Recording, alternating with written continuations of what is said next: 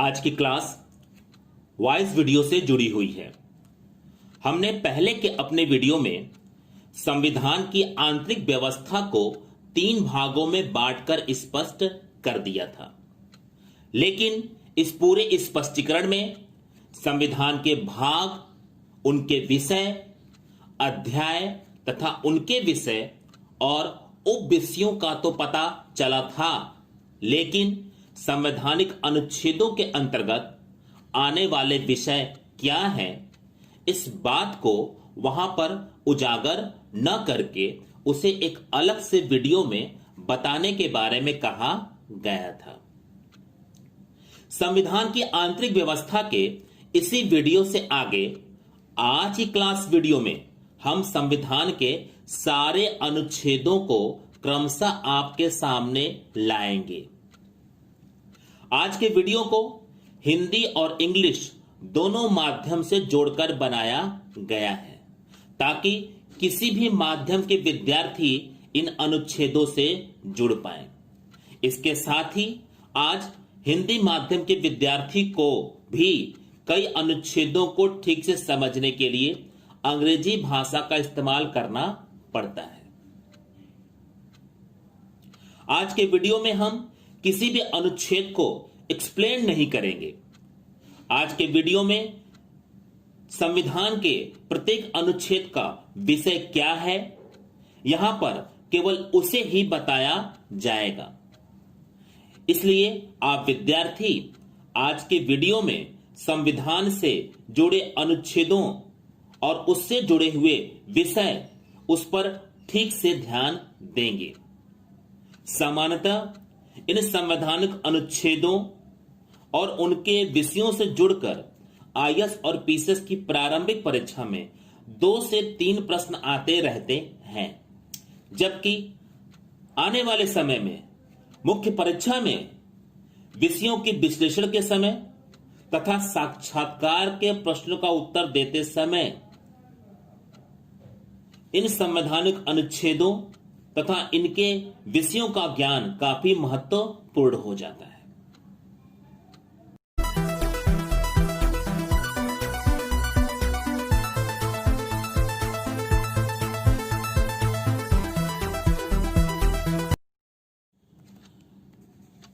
संविधान का भाग 1, संघ और उसका राज्य क्षेत्र, the union and it's territories.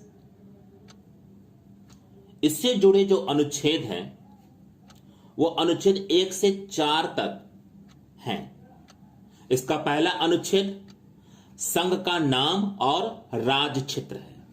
इसका पहला अनुच्छेद संघ का नाम और राज्य क्षेत्र है। Name and territories of union, name and territories of union. संविधान का दूसरा अनुच्छेद, अनुच्छेद 2, नए राज्यों का प्रवेश या स्थापना से संबंधित है। संविधान का दूसरा अनुच्छेद नए राज्यों का प्रवेश या स्थापना से संबंधित है। एडमिशन और establishment of new states, admission और एस्टेब्लिशमेंट ऑफ न्यू स्टेट।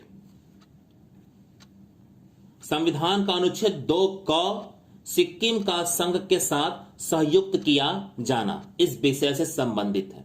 संविधान का अनुच्छेद 2 क, सिक्किम का संघ के साथ संयुक्त किया जाना, इस विषय से संबंधित है। Sikkim to be associated with the union, Sikkim to be associated with the union. संविधान का अनुच्छेद 3, नए राज्यों का निर्माण और वर्तमान राज्यों के क्षेत्रों, सीमाओं या नामों में परिवर्तन से संबंधित है। संविधान का अनुच्छेद 3 नए राज्यों का निर्माण और वर्तमान राज्यों के क्षेत्रों, सीमाओं या नामों में परिवर्तन से संबंधित है। Formation of new states and alternation of area, boundaries और नेम ऑफ एग्जिस्टिंग स्टेट्स। संविधान का अनुच्छेद 4 पहली अनुसूची और चौथी अनुसूची के संशोधन तथा अनुपूरक, आनुषंगिक और परिणामिक विषयों का उपबंध करने के लिए अनुच्छेद 2 और अनुच्छेद 3 के अधीन बनाई गई विधियां हैं। मैं फिर से इसको रिपीट कर दे रहा हूं। पहली अनुसूची और चौथी अनुसूची, जो संविधान की अनुसूचियां हैं, उसके बारे में बात कर रहा है ये। पहली अनुसूची और चौथी अनुसूची के संशोधन तथा अनुपूरक, आनुषंगिक और परिणामिक विषयों का उपबंध करने के लिए अनुच्छेद 2 और अनुच्छेद 3 के अधीन बनाई गई विधियां हैं। Law made under article 2 and 3 to provide for the amendment of the first and fourth schedule and supplemental, incidental and consequential matters। मैं फिर से रिपीट कर दे रहा हूं। laws made under article 2 and 3 to provide for the amendment of the first and fourth schedule and supplemental, incidental and consequential matters। इस तरह से संविधान के भाग 1 के 4 अनुच्छेदों के विषय को आपके सामने लाया गया। इन विषयों में क्या था आप उनको सुनिए। ये याद करने की बात भी हो सकती है। अगर आपको ये विषय याद रहें तो आईएएस की परीक्षा में आपको इसका काफी लाभ मिलेगा। अगर सारे अनुच्छेदों के विषय याद नहीं है, फिर भी ऐसे बहुत सारे अनुच्छेद होते हैं जो बहुत ही महत्वपूर्ण होते हैं। इस परीक्षा के दृष्टिकोण से उन अनुच्छेदों के विषय तो आपको ठीक से पता होने ही चाहिए। उन महत्वपूर्ण अनुच्छेदों और उनके विषय को लेकर के मैं अलग से वीडियो आऊंगा, वहां पर आपके सामने वो बातें मैं रखूंगा। अब मैं संविधान के भाग 2 जो नागरिकता है उससे जुड़ करके बात करूंगा। नागरिकता, सिटीजनशिप, संविधान के भाग 5 से, संविधान के अनुच्छेद 5 से अनुच्छेद 11 तक का विषय इस भाग 2 से संबंधित है। अनुच्छेद 5 संविधान के प्रारंभ पर नागरिकता, इस विषय पर चर्चा करता है। Citizenship at the commencement of the constitution, संविधान के प्रारंभ पर नागरिकता।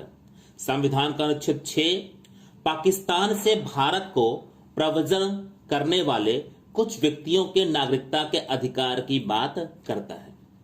Right of citizenship of certain person who have migrate to India from Pakistan. मैं अनुच्छेद 6 को फिर से रिपीट कर दे रहा हूं। पाकिस्तान से भारत को प्रव्रजन करने वाले कुछ व्यक्तियों के नागरिकता के अधिकार। Right of citizenship of certain person who have migrate to India from Pakistan.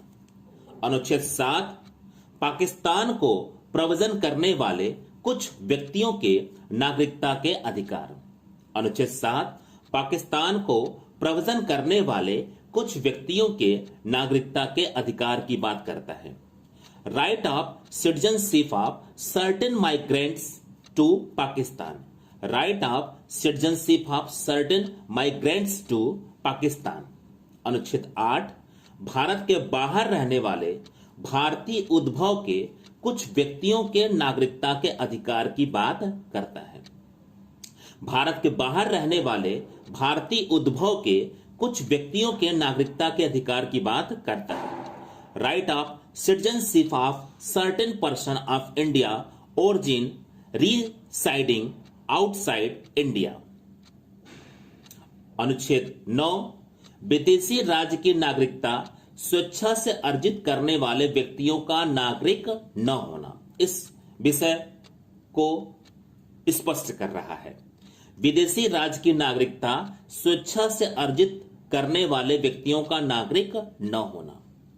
Person voluntarily acquiring citizenship of a foreign states not to be citizen. अनुच्छेद 10 नागरिकता के अधिकारों का बना रहना, यह विषय बता रहा है। नागरिकता के अधिकारों का बना रहना, continuance of the right of citizenship. अनुच्छेद 11 संसद द्वारा नागरिकता के अधिकार का विधि द्वारा विनियमन किया जाना। संसद द्वारा नागरिकता के अधिकार का विधि द्वारा विनियमन किया जाना। Parliament to regulate the right of citizenship by law. Parliament to regulate the right of citizenship by the law. अब हम संविधान के भाग 3 पर आते हैं, जो मूल अधिकार से संबंधित है, फंडामेंटल राइट्स। इसमें जो अनुच्छेद है वो 12 से 35 के बीच में है। अनुच्छेद 12 का विषय क्या है, क्या कहता है ये? अनुच्छेद 12 ये डिफिनेशन की बात करता है, डिफिनेशन ऑफ स्टेट्स की बात करता है। डिफिनेशन। अनुच्छेद 13 मूल अधिकारों से असंगत या उनका अल्पीकरण करने वाली विधियां। मूल अधिकारों से असंगत या उनका अल्पीकरण करने वाली विधियां। लॉ इनकॉन्सिस्टेंट विथ और in derogation of the fundamental rights. मूल अधिकारों से असंगत या उनका अल्पीकरण करने वाली विधियां। लॉ इनकॉन्सिस्टेंट विथ और in derogation of the fundamental rights. अनुच्छेद 14 विधि के समक्ष समता की बात करता है, इक्वलिटी बिफोर लॉ। अनुच्छेद 15 धर्म, मूल वंश, जाति, लिंग या जन्म स्थान के आधार पर विभेद का प्रतिषेध कर रहा है। Prohibition of discrimination on ground of religion, race, caste, sex और प्लेस ऑफ बर्थ।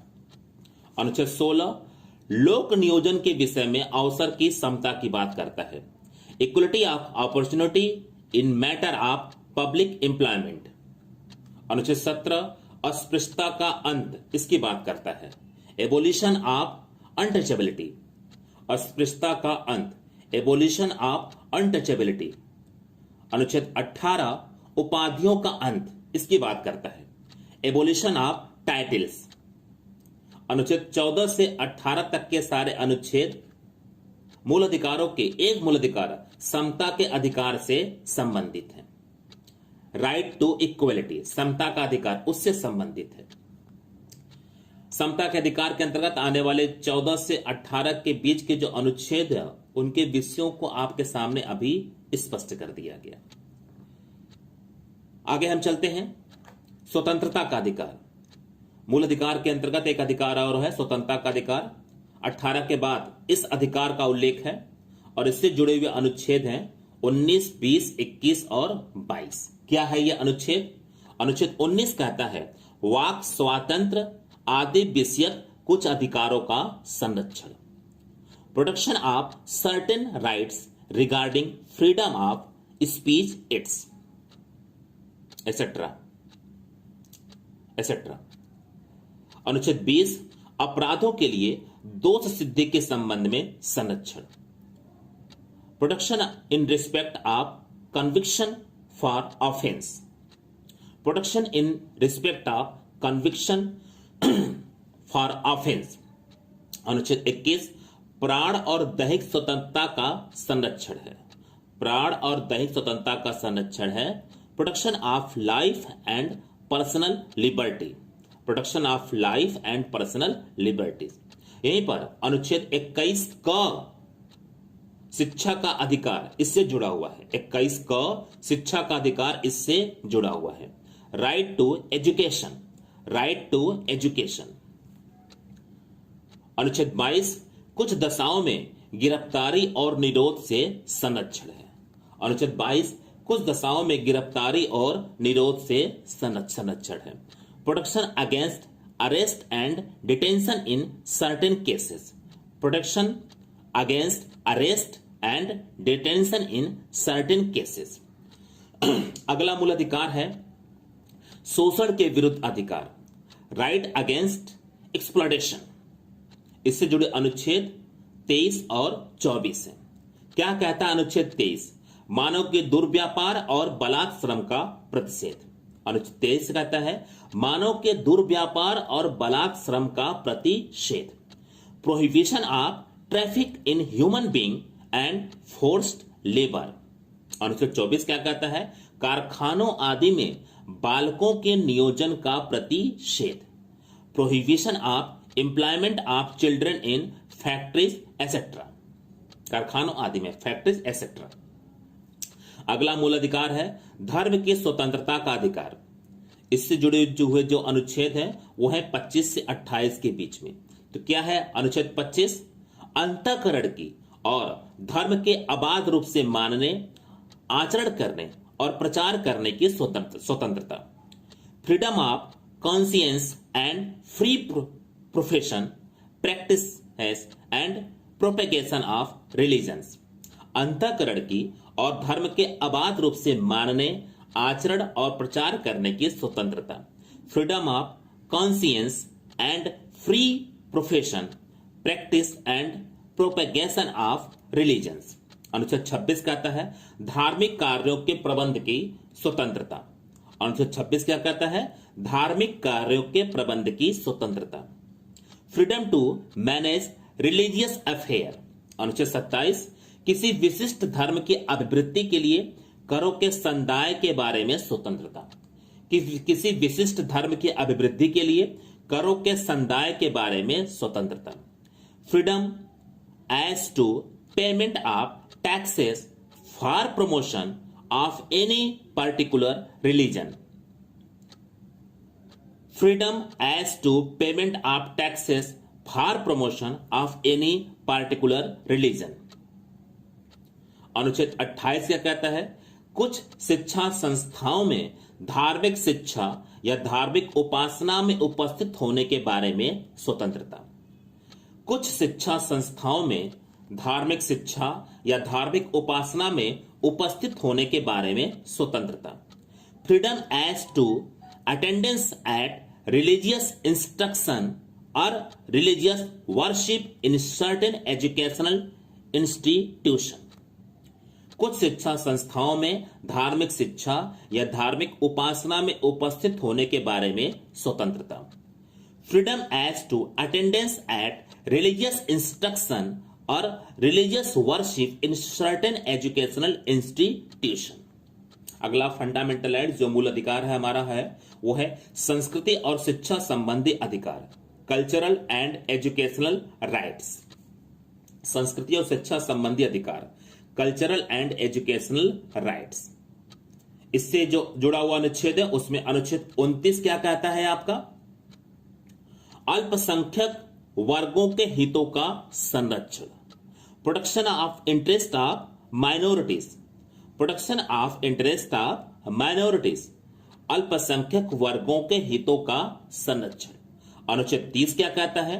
शिक्षा संस्थाओं की स्थापना और प्रशासन करने का अल्पसंख्यक वर्गों का अधिकार। अनुच्छेद 30 क्या कहता है? शिक्षा संस्थाओं की स्थापना और प्रशासन करने का अल्पसंख्यक वर्गों का अधिकार। Right of minorities to establish and administer educational institution. अनुच्छेद 31 संपत्ति का अनिवार्य अर्जन। इससे जुड़ा हुआ हमारा अधिकार था जो कि इस समय संवैधानिक अनुच्छेदों में शामिल नहीं है, लेकिन वहीं पर उसके उपखंड के अंतर्गत अनुच्छेद 31 क, 31 ख, 31 ग और 31 घ आज भी हमारे संवैधानिक अनुच्छेदों के रूप में बने हुए हैं। तो क्या कहते हैं ये 31 क, 31 ख, 31 ग और 31 घ? इसके पहले अनुच्छेद 31 को जो कि हमारे संपत्ति के अधिकार से जुड़ा हुआ विषय था उसे यहां मूल अधिकार की जगह से हटा दिया गया और इसे हमारे संविधान के ही अनुच्छेद 300 क की जगह पर यहां से हटा करके वहां स्थापित कर दिया गया। तो 31 का विषय जो कि संपत्ति के अधिकार से संबंधित था वो अब इस समय यहां पर नहीं है, वो 300 क अनुच्छेद 300 क की जगह पर मौजूद है। आगे हम जब अनुच्छेद 300 क पर आएंगे तो उस विषय को वहां पर देखेंगे। फिलहाल यह है कि उसके जो उप विषय हैं, उससे जुड़े जो विषय हैं जिनके लिए अलग से 31 क के साथ प्रावधान किया गया था, वो क्या कहते हैं उनके बारे में बात कर ली जाए। तो 31 क संपदाओं आदि के अर्जन के लिए उपबंध करने वाली विधियों की व्यावृत्ति। संपदाओं आदि के अर्जन के लिए उपबंध करने वाली विधियों की व्यावृत्ति। Saving of laws providing for acquisition of states. Saving of law providing for acquisition of states, संपदा, राज्य नहीं, स्टेट्स, ESTATES।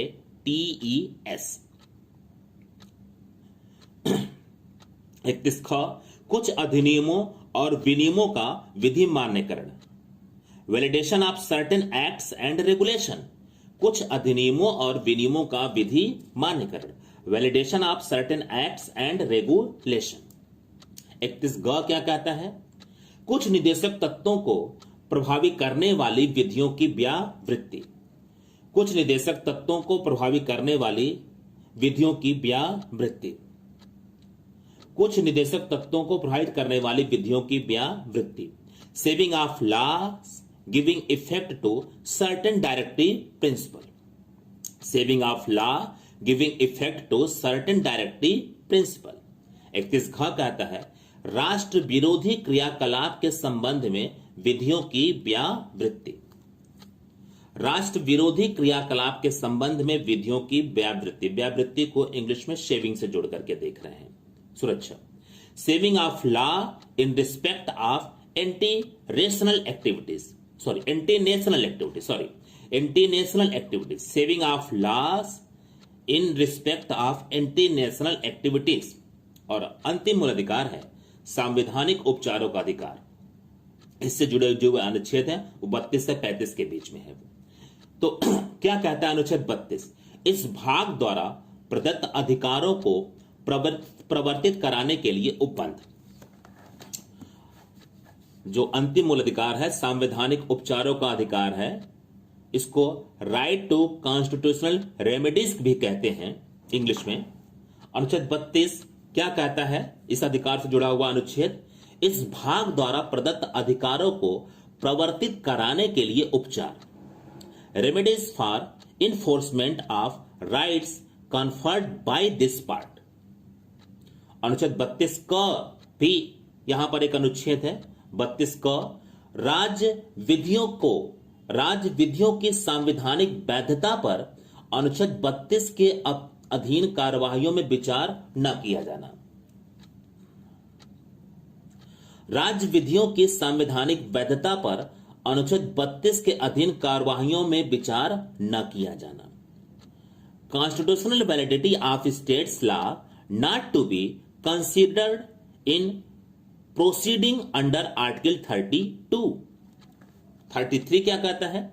इस भाग द्वारा प्रदत्त अधिकारों का बलों आदि को लागू होने में उपांतरण करने की संसद की शक्ति। अनुच्छेद 33 क्या कहता है? इस भाग द्वारा प्रदत्त अधिकारों का बलों आदि को लागू होने में उपांतरण करने की संसद की शक्ति। अनुच्छेद 33 power of parliament to modify the right conferred by this part in their application to force etcetera. अनुच्छेद 34 क्या कहता है? जब किसी क्षेत्र में सेना विधि प्रवृत्त हो, प्रवृत्त मतलब लागू हो, तब इस भाग द्वारा प्रदत्त अधिकारों पर निर्बंधन। जब किसी क्षेत्र में सेना विधि प्रवृत्त हो तब इस भाग द्वारा प्रदत्त अधिकारों पर निर्बंधन। Restriction on rights conferred by this part will martial law is in force in any areas. Martial law is in force in any areas. अनुच्छेद 35 कहता है इस भाग के उपबंधों को प्रभावी करने के लिए विधान। अनुच्छेद 35 इस भाग के उपबंधों को प्रभावी करने के लिए विधान। अब ये सब स्पष्टीकरण आगे जब क्लास में पढ़ाऊंगा तो होता रहेगा। जब जिस अनुच्छेद के साथ जो टॉपिक होगा वहां पर उस टॉपिक का एक्सप्लेनेशन इन अनुच्छेदों के एक्सप्लेनेशन के साथ जुड़ा रहेगा। यहां पर केवल उसके विषय जान लीजिए कि ये विषय अनुच्छेद के अंतर्गत हैं तो क्या कह रहे हैं। इस भाग के उपबंधों को प्रभावी करने के लिए विधान। Legislation to give effect to the provisions of this part. अब हम संविधान के भाग 4 पर आ जाते हैं। राज्य की नीति के निदेशक तत्व, directive principles of state policy.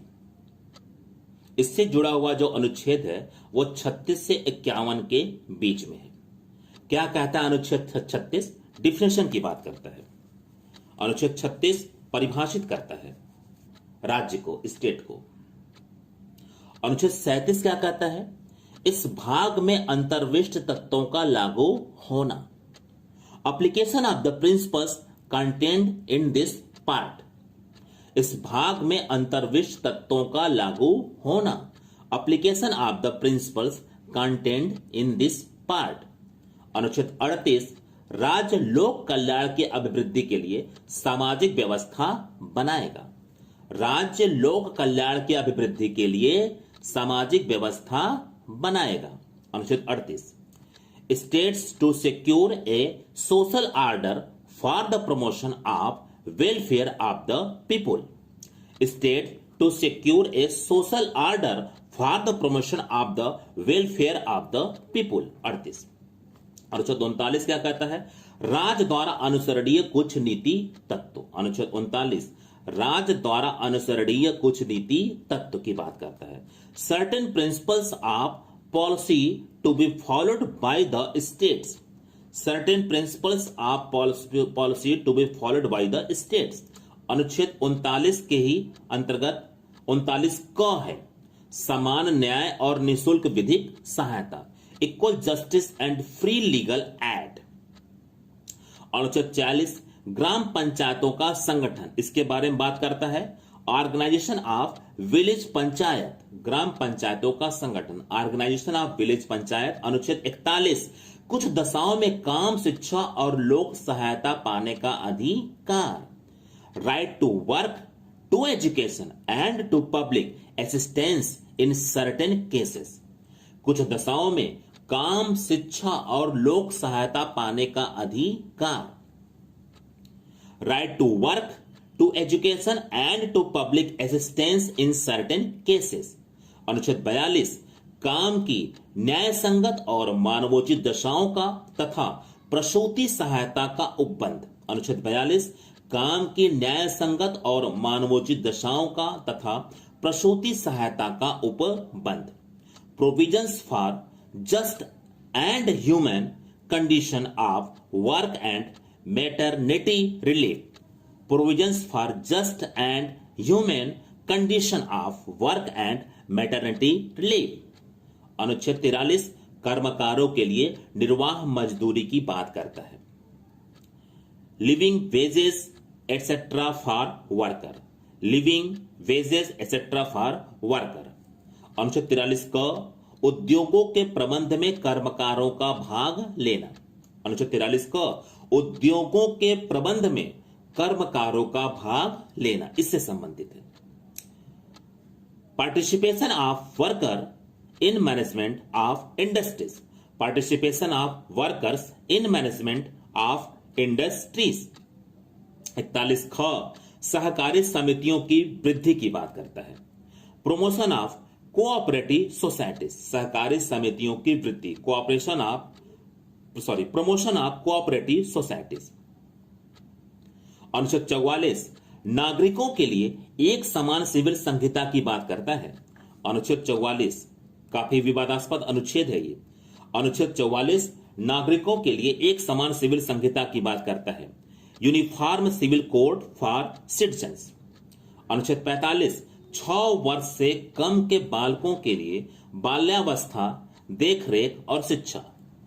6 वर्ष से कम के बालकों के लिए बाल्यावस्था, देखरेख और शिक्षा।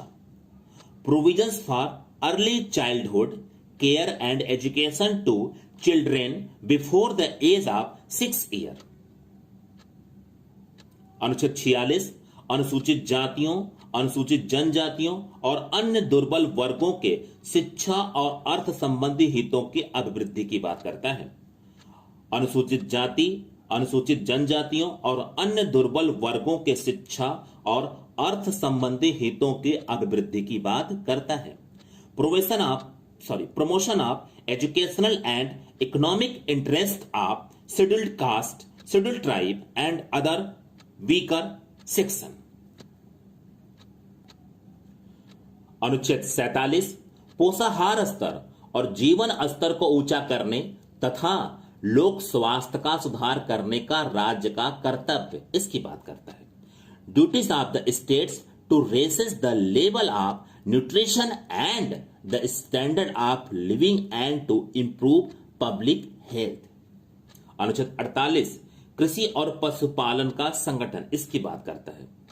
Organisation of agriculture and animal husbandry, organisation of agriculture and animal husbandry, कृषि और पशुपालन का संगठन, इसकी बात करता है। 48 क पर्यावरण का संरक्षण तथा संवर्धन और वन तथा वन्य जीवों की रक्षा, पर्यावरण का संरक्षण तथा संवर्धन और वन तथा वन्य जीवों की रक्षा। 48 क protection and improvement of environment and safeguarding of forest and wildlife. अनुच्छेद 49 राष्ट्रीय महत्व के संस्मारकों, स्थानों और वस्तुओं का संरक्षण। अनुच्छेद 49 राष्ट्रीय महत्व के संस्मारकों, स्थानों और वस्तुओं का संरक्षण। Protection of monument and places and objects of national importance. अनुच्छेद 50 कार्यपालिका से न्यायपालिका का पृथक्करण। अभी आईएएस का पेपर हुआ था तो इस अनुच्छेद से जुड़ी हुई बातें थी, ठीक है। डायरेक्टिव प्रिंसिपल्स के अनुच्छेद 50 से संबंधित वो प्रश्न था। अभी हम जब पेपर सॉल्व कराएंगे आगे तो उसको हम समझा देंगे उस समय आपको। कार्यपालिका से न्यायपालिका का पृथक्करण। अनुच्छेद 50 separation of judiciary from executive, कार्यपालिका से न्यायपालिका के पृथक्करण से जुड़ा हुआ अनुच्छेद। अभी आईएएस की जो परीक्षा हुई थी 4 अक्टूबर को, वहां पर एक प्रश्न यहां से इस अनुच्छेद से डायरेक्टिव प्रिंसिपल्स के अंतर्गत जोड़ करके लाया गया था। आप उस पेपर को खोल करके उसको देख भी सकते हैं। अनुच्छेद 51 अंतरराष्ट्रीय शांति और सुरक्षा की अभिवृद्धि की बात करता है। Promotion of international peace and securities, promotion of international peace and securities.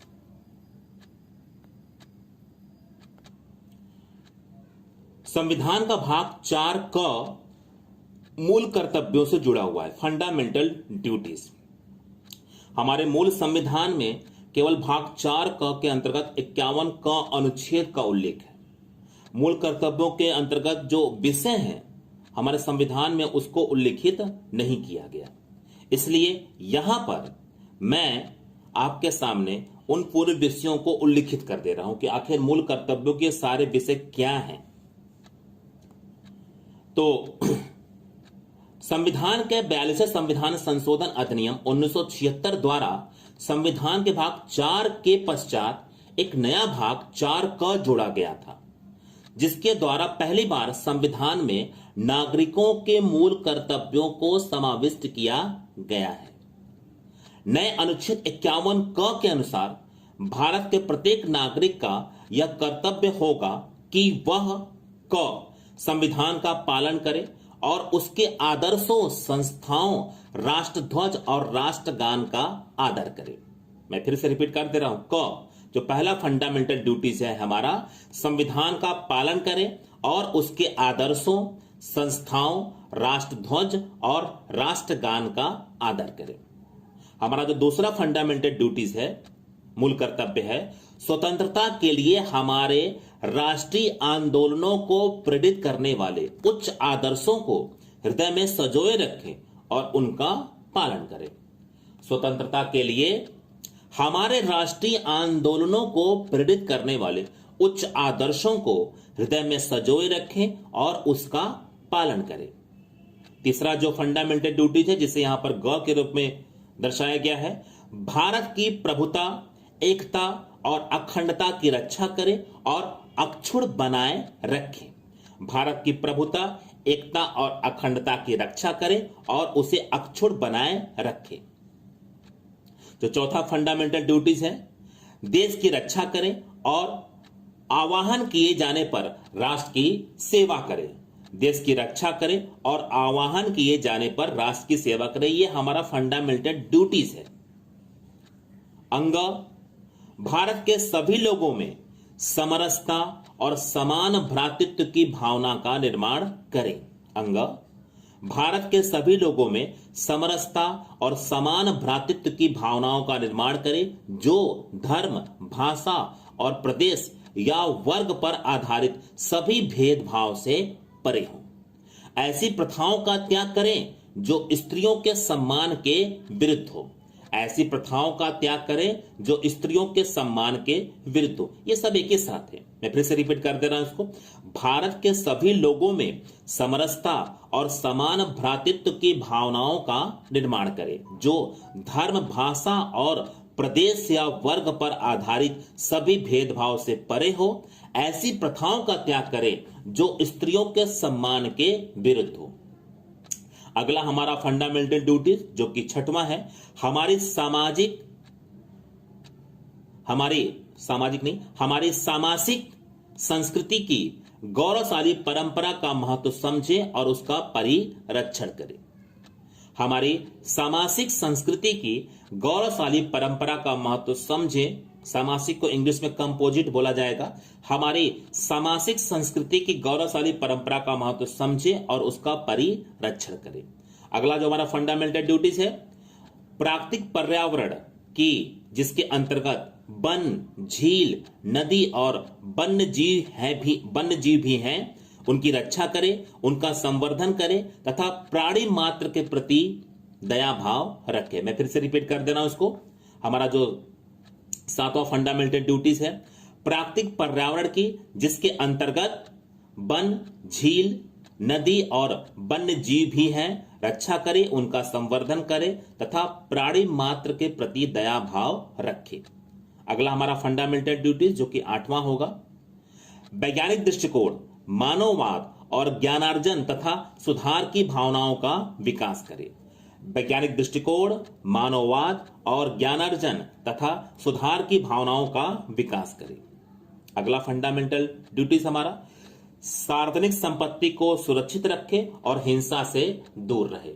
सार्वजनिक संपत्ति को सुरक्षित रखें और हिंसा से दूर रहे।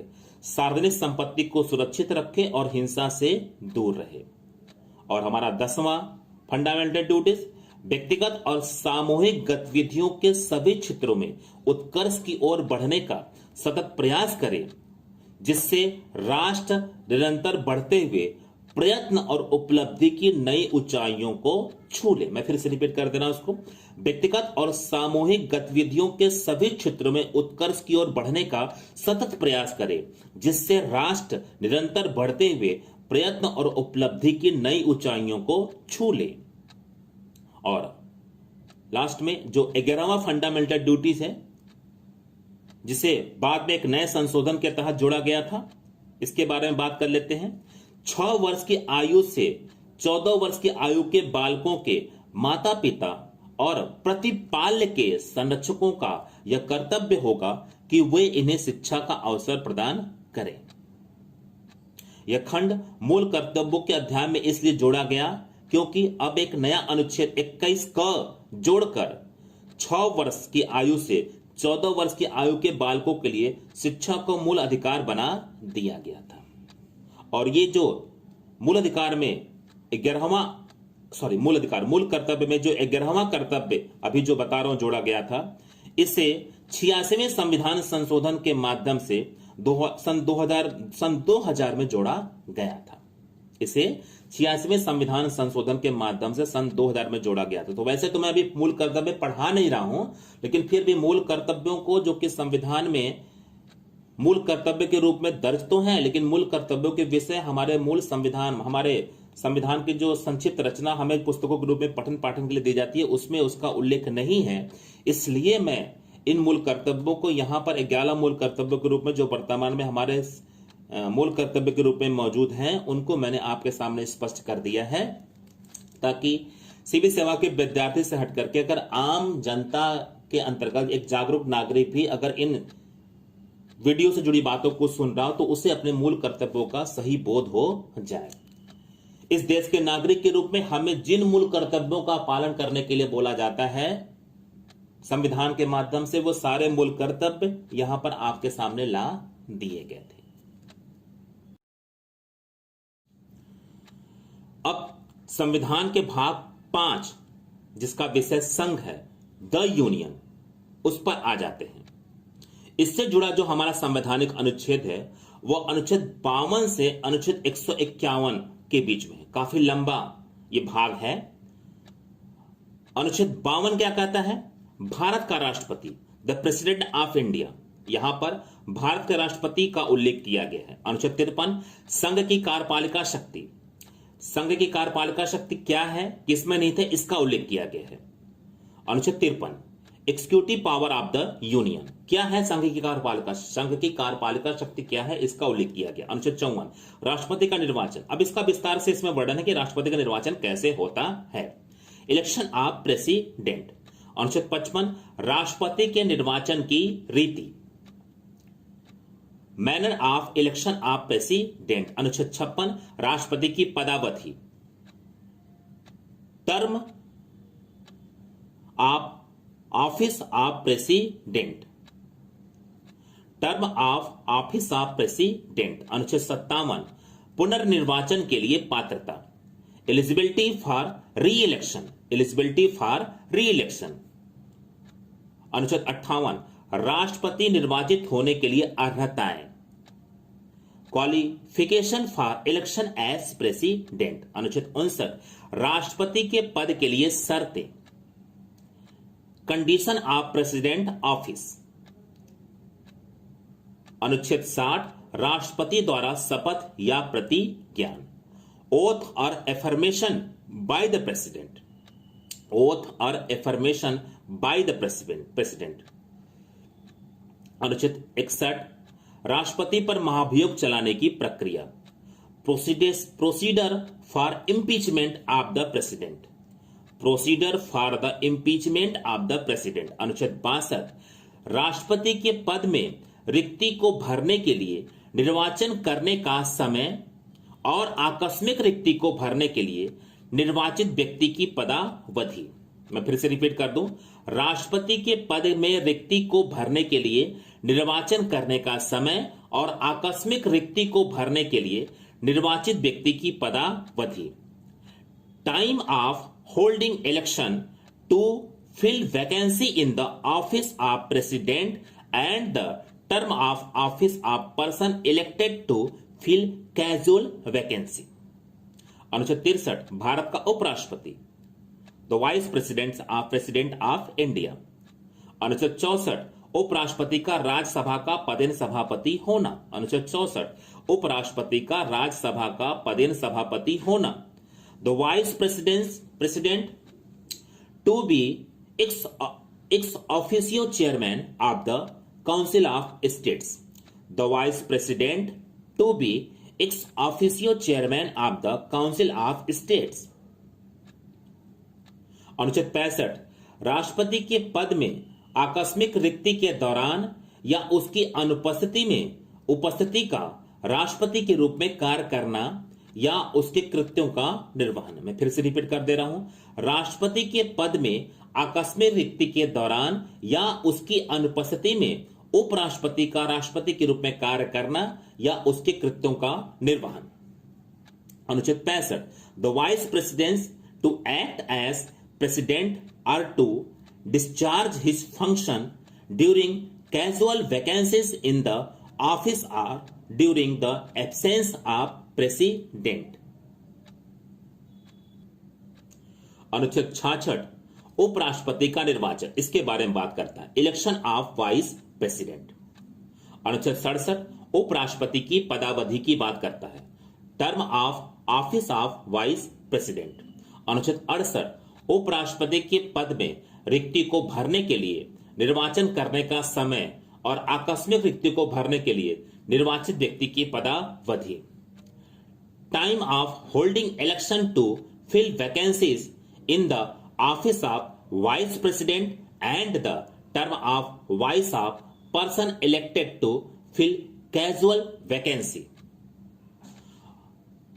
अनुच्छेद 69 उपराष्ट्रपति द्वारा शपथ या प्रतिज्ञान, ओथ और affirmation by the vice president. अनुच्छेद 70 अन्य आकस्मिकताओं में राष्ट्रपति के कृत्यों का निर्वहन।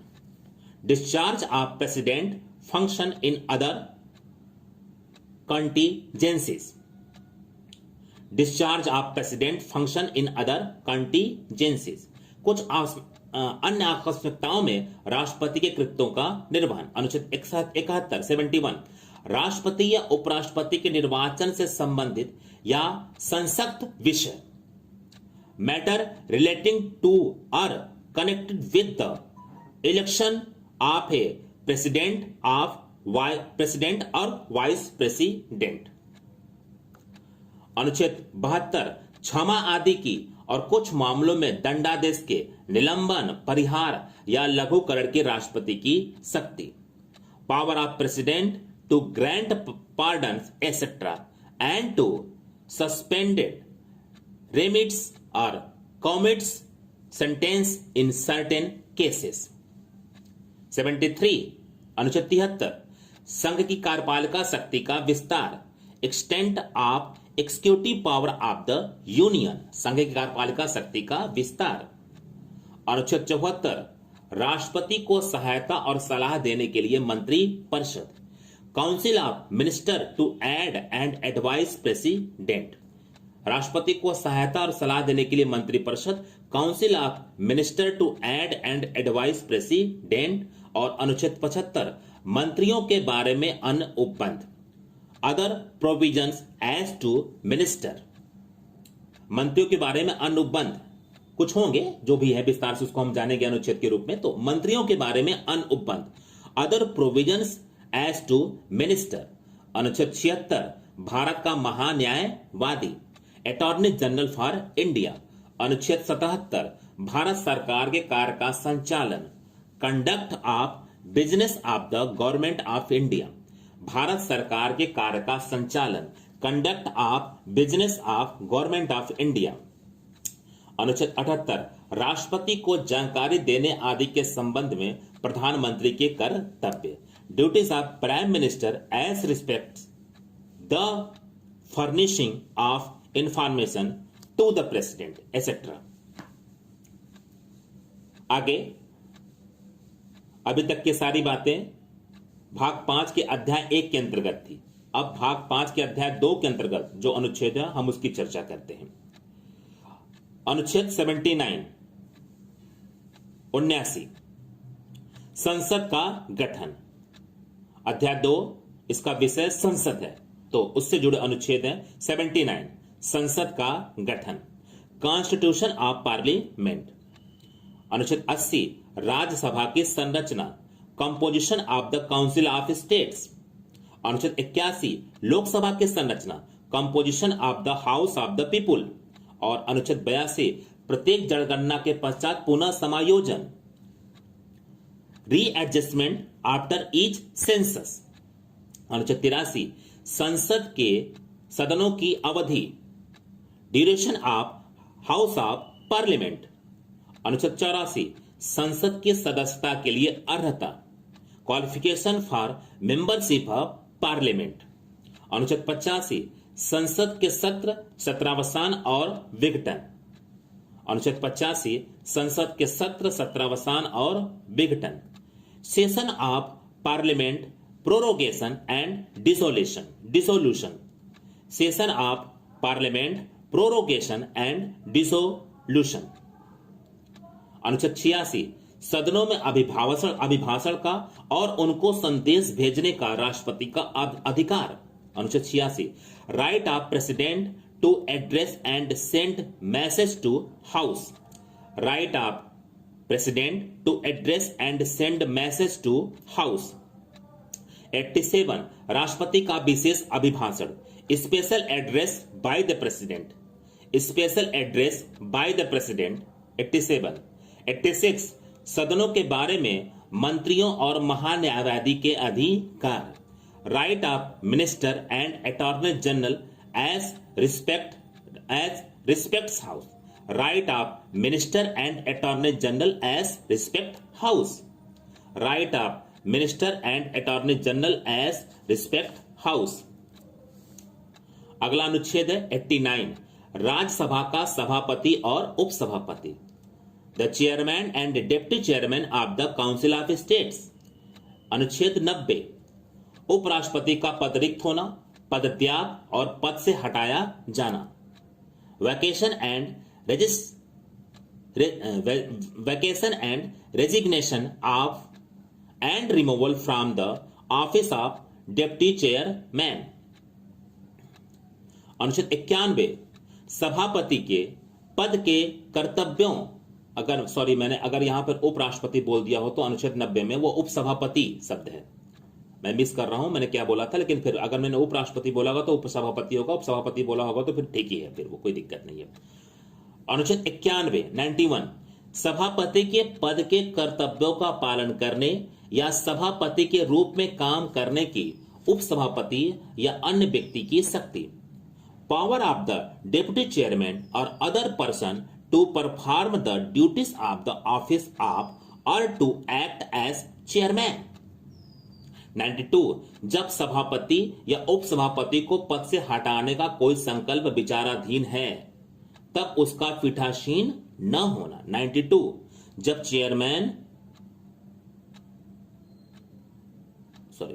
जब सभापति या उपसभापति को पद से हटाने का कोई संकल्प विचाराधीन है तब उसका पीठासीन न होना। 92 द चेयरमैन और the deputy chairman not to preside will a resolution for his removal from office in under consideration। 93 Lok Sabha का अध्यक्ष और उपाध्यक्ष the speaker and deputy speaker of the house of the people. 94 अध्यक्ष और उपाध्यक्ष का पद रिक्त होना, पद त्याग और पद से हटाया जाना। Vacation and resignation of and removal from office of speaker and deputy speaker. 95 अध्यक्ष के पद के कर्तव्यों का पालन करने या अध्यक्ष के रूप में काम करने की उपाध्यक्ष या अन्य व्यक्ति की शक्ति। Power of the deputy speaker और other person to perform the duties of the office of और टू एक्ट एज स्पीकर। 96 जब अध्यक्ष या उपाध्यक्ष को पद से हटाने का कोई संकल्प विचाराधीन है तब उसका पीठासीन न होना। The speaker or the deputy speaker not to preside will a resolution for his removal from office in under consideration। 97 सभापति और उपसभापति तथा अध्यक्ष और उपाध्यक्ष के वेतन और भत्ते। Salaries and allowance of the chairman and deputy chairman and the speaker and deputy speaker. 98 संसद का सचिवालय सेक्रेटरिएट ऑफ पार्लियामेंट। 99 सदस्यों द्वारा शपथ या प्रतिज्ञान, संसद के सदस्यों द्वारा शपथ या प्रतिज्ञान। ओथ और एफर्मेशन बाय मेंबर, ओथ और एफर्मेशन बाय मेंबर। और अनुच्छेद 100 सदनों में मतदान रिक्तियों के होते हुए भी सदनों की कार्य करने की शक्ति और गढ़पूर्ति। Voting in house, power of house to act not with standing vacancies and quorum। अनुच्छेद 101 स्थानों का रिक्त होना, वैकेशन ऑफ सीट्स। अनुच्छेद 102 सदस्यता के लिए निरर्ताएं, डिस्क्वालिफिकेशन फॉर मेंबरशिप। अनुच्छेद 103 सदस्यों की निरर्ताओं से संबंधित प्रश्नों का विनिश्चय, decision on question as to disqualification of member. 104 अनुच्छेद 104 किससे जुड़ा हुआ है? अनुच्छेद 99 के अधीन शपथ लेने या प्रतिज्ञान करने से पहले या अर्हित न होते हुए या निर्णित किए जाने पर बैठने और मत देने के अधिकार से शास्ति। Penalty for sitting and voting before making oath और एफर्मेशन अंडर आर्टिकल 99 और व्हेन नॉट क्वालिफाइड और व्हेन डिस्क्वालिफाइड। अनुच्छेद 105 संसद के सदनों को तथा उसके सदस्यों और समितियों की शक्तियां, विशेषाधिकार आदि। Power, privileges etcetera of the house of the parliament. अनुच्छेद 106 क्या कहता है? सदस्यों के वेतन और भत्ते, salaries and allowance of membership. सदनों के सदस्यों के वेतन और भत्ते। Salaries and allowance of member. अनुच्छेद 160 क्या कहता है? 7 विधेयकों के पुनः स्थापन और पारित किए जाने के संबंध में उपबंध। Provisions as to introduction and passing of bill. विधेयकों के पूरा स्थापन और पारित किए जाने के संबंध में उपबंध। Provisions as to introduction and passing of bill. कुछ दशाओं में दोनों सदनों की संयुक्त बैठक। अनुच्छेद 108 joint sitting of both house in certain cases. 109 धन विधेयकों के संबंध में विशेष प्रक्रिया। Special procedures in respect of money bill. 110 धन विधेयक की परिभाषा है, यहां पर है। अनुच्छेद 110 में धन विधेयक की परिभाषा है। Definition of money bill. अनुच्छेद 111 विधेयकों पर अनुमति। एसेंट टू बिल विधेयकों पर अनुमति। अनुच्छेद 111। अनुच्छेद 112 वार्षिक वित्तीय विवरण, यही अनुच्छेद बजट से संबंधित है। Annual financial statement. अनुच्छेद 113 संसद में प्राक्कलनों के संबंध में प्रक्रिया। अनुच्छेद 113 procedure in parliament with respect to estimate. अनुच्छेद 114 विनियोग विधेयक, यह भी बहुत इंपॉर्टेंट अनुच्छेद है। विनियोग विधेयक। Appropriation bill. अनुच्छेद 115 बहुत इंपॉर्टेंट अनुच्छेद यह भी है। अनुपूरक, अतिरिक्त या अधिक अनुदान। सप्लीमेंट्री, एडिशनल और एक्सेस ग्रांट। 116 बहुत महत्वपूर्ण अनुच्छेद यह भी है। लेखानुदान, प्रत्यानुदान और अपवादानुदान। Vote on account, vote on credit and exceptional grant. अनुच्छेद 117 वित्त विधेयक के बारे में विशेष उपबंध। Special provisions as to financial bill. अनुच्छेद 118 प्रक्रिया के नियम, रूल्स ऑफ प्रोसीजर। अनुच्छेद 119 संसद में वित्तीय कार्य संबंधी प्रक्रिया का विधि द्वारा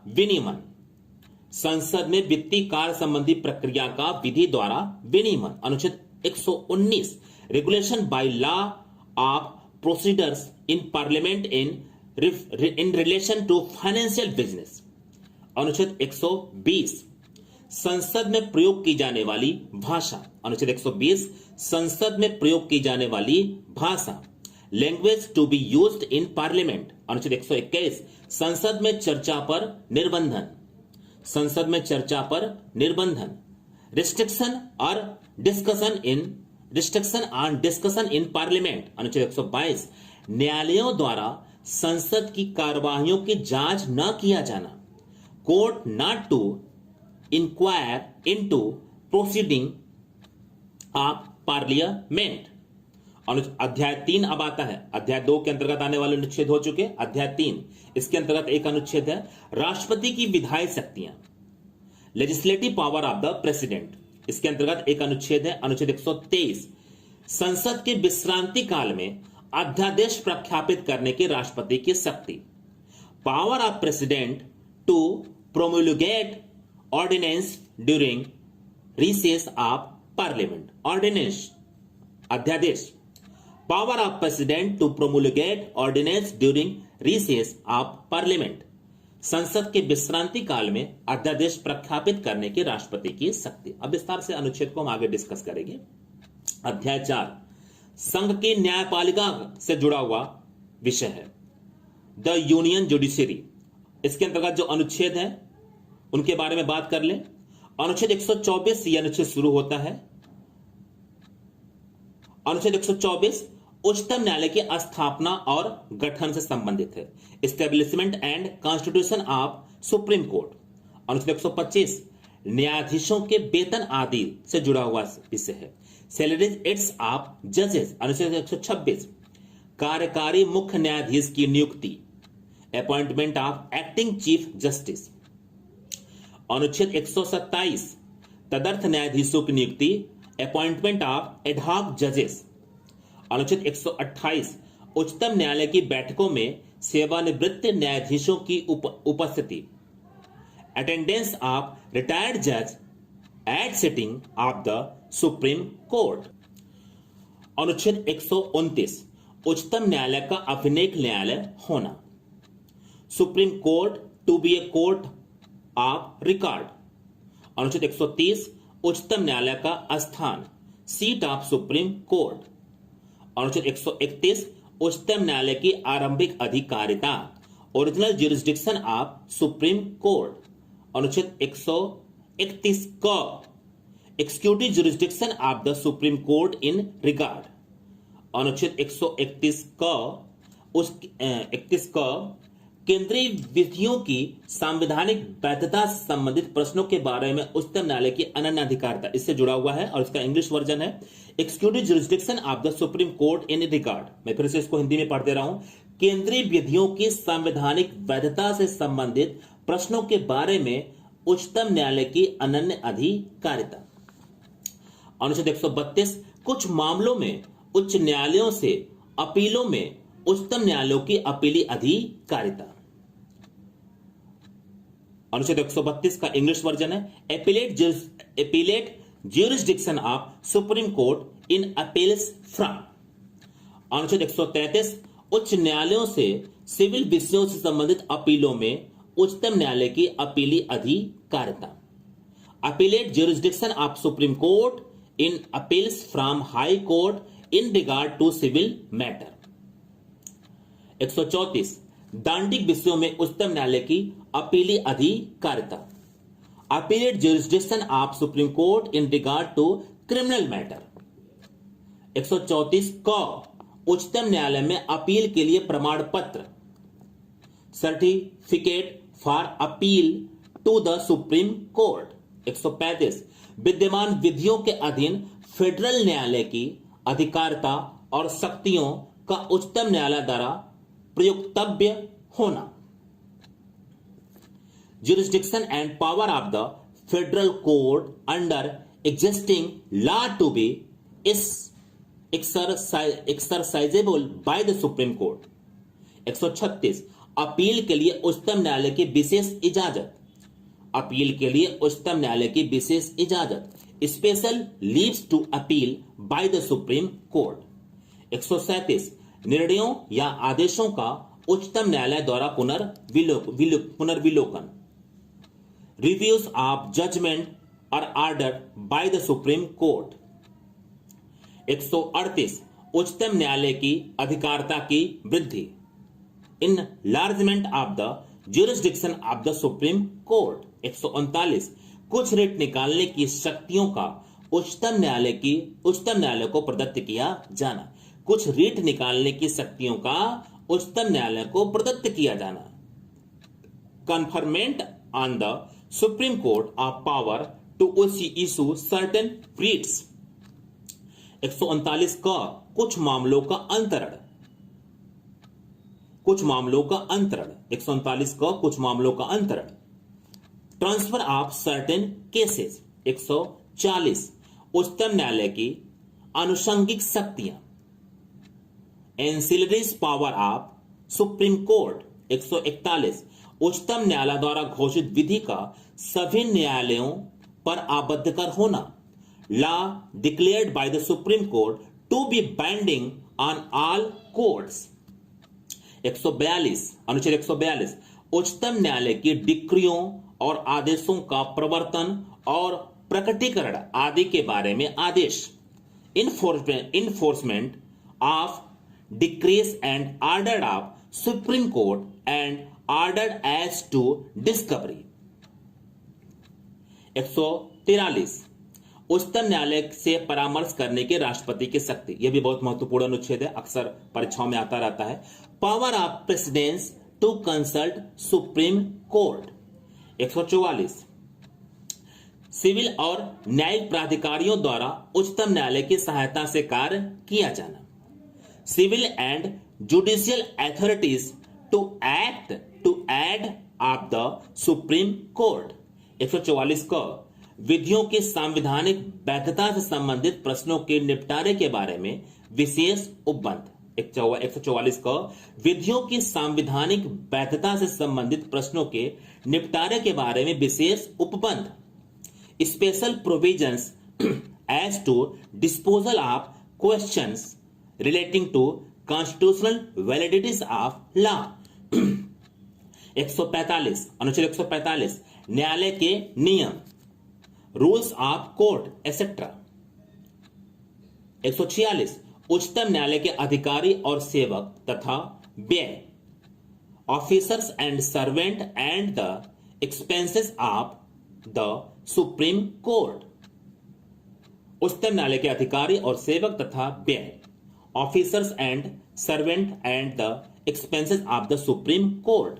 147 अनुच्छेद 147 अध्याय 4 से जुड़ा हुआ यह पूरा अनुच्छेद था, जो कि 124 से 147 के बीच में था। 147 निर्वचन, इंटरप्रिटेशन।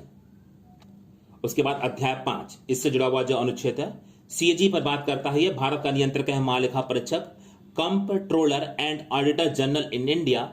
इससे जुड़ा हुआ जो अनुच्छेद है 148 भारत का नियंत्रक एवं महालेखा परीक्षक, comptroller and auditor general in India. 149 नियंत्रक एवं महालेखा परीक्षक के कर्तव्य और शक्तियां, duties and power of the comptroller and auditor general. 150 संघ के और राज्यों के लेखाओं का प्रारूप। 150 form of accounts of the union and of the states, form of accounts of the union and of the states. 151 audit reports, संपरीक्षा प्रतिवेदन, audit report, संपरीक्षा प्रतिवेदन, ऑडिट रिपोर्ट। तो ये 4 अनुच्छेद अध्याय 5 से जुड़े हुए हैं। 48, 148, 149, 150 और 151 भारत का नियंत्रक महालेखा परीक्षक। 148 नियंत्रक महालेखा परीक्षक के कर्तव्य और शक्तियां। 149, 150 संघ के और राज्यों के लेखाओं का प्रारूप, form of accounts of union and of the states और ऑडिट रिपोर्ट, संपरीक्षा प्रतिवेदन।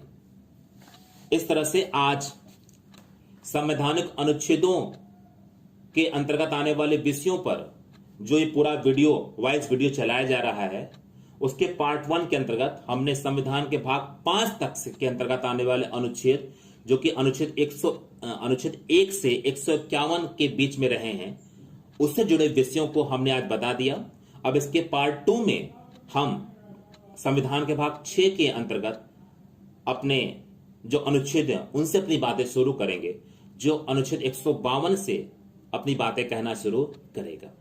तो चलिए फिर नेक्स्ट वीडियो में हम नेक्स्ट क्लास के रूप में फिर से मिलते हैं।